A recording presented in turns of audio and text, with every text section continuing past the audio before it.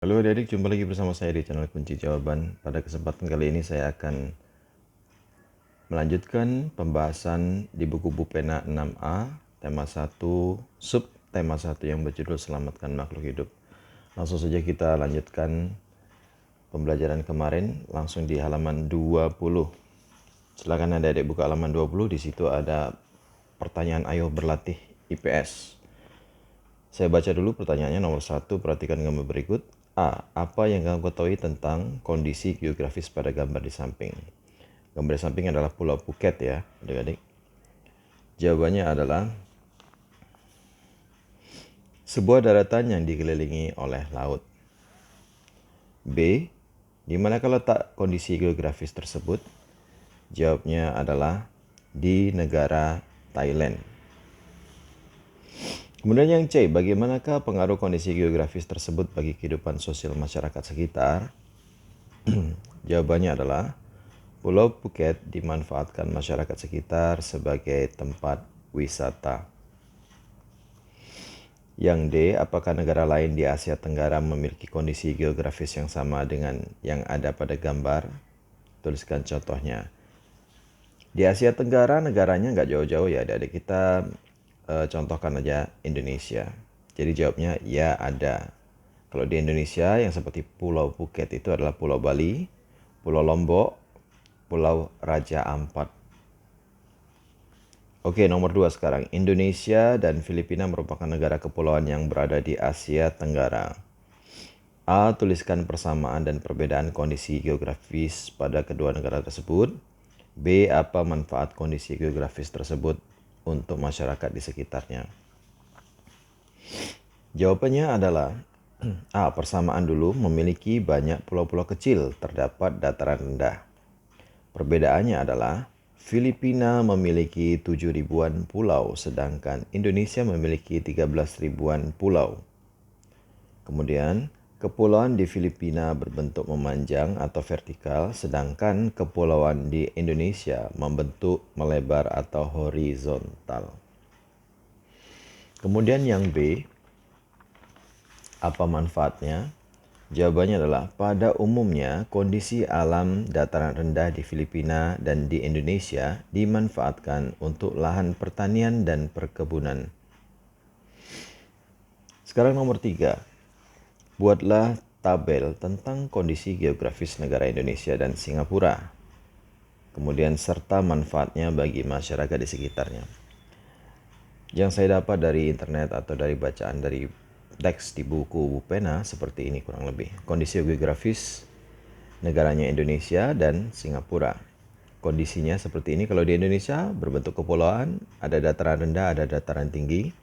Di Singapura juga seperti itu. Singapura juga salah satu termasuk negara yang berbentuk kepulauan. Ada dataran rendah dan perbukitan. Manfaat dataran rendah, dataran tinggi yang ada di Indonesia adalah sebagai tempat wisata, pertanian, dan perikanan. Sedangkan di Singapura, manfaatnya sebagai pertambangan, peternakan, dan daerah perindustrian.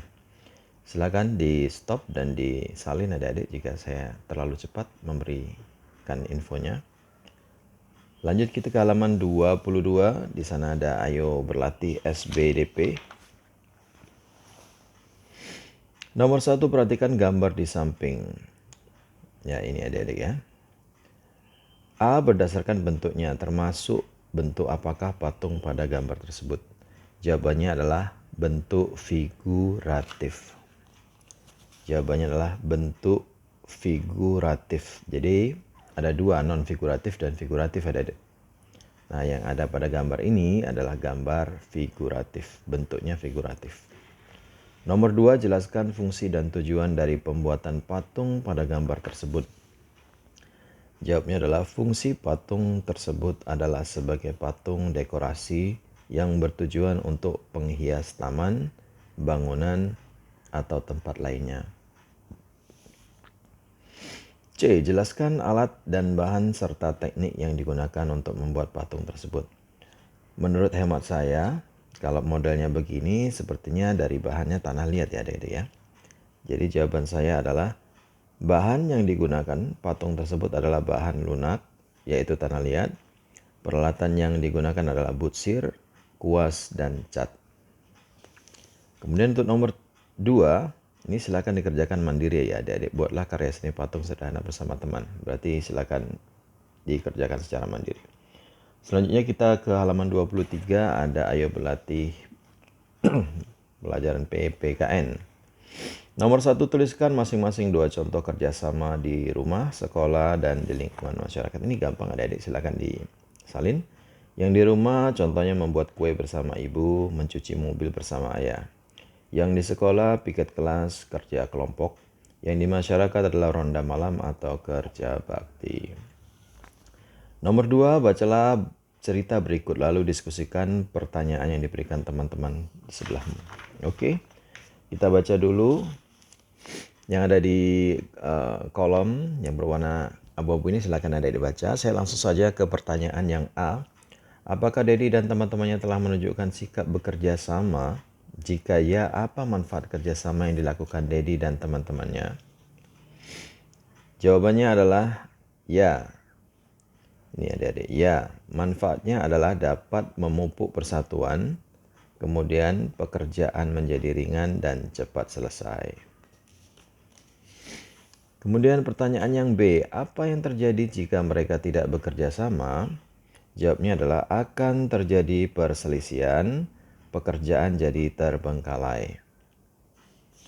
Kemudian yang C, bagaimana sebaiknya sikap Dedi jika ada teman yang tidak mau bekerja sama? Jawabnya adalah menegur dan menasihatinya dengan baik. Yang nomor 3, apakah kamu dan teman-temanmu pernah bekerja sama merawat tanaman di kebun atau taman sekolah? A. Jika pernah, tuliskan pengalaman bekerja sama merawat kebun sekolah. B. Buatlah rencana kegiatannya. Ini nomor 3 silakan dikerjakan mandiri ya adik-adik. Jadi jawabannya sangat variatif, sangat berbeda-beda nanti. Kemudian kita ke HOTS halaman 24. Oh ya, di bawahnya ini.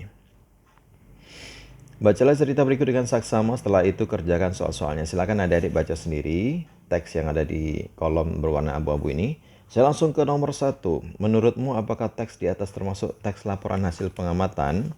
Jawabannya adalah iya. Jawabannya adalah ya, teks laporan pengamatan. Betul itu.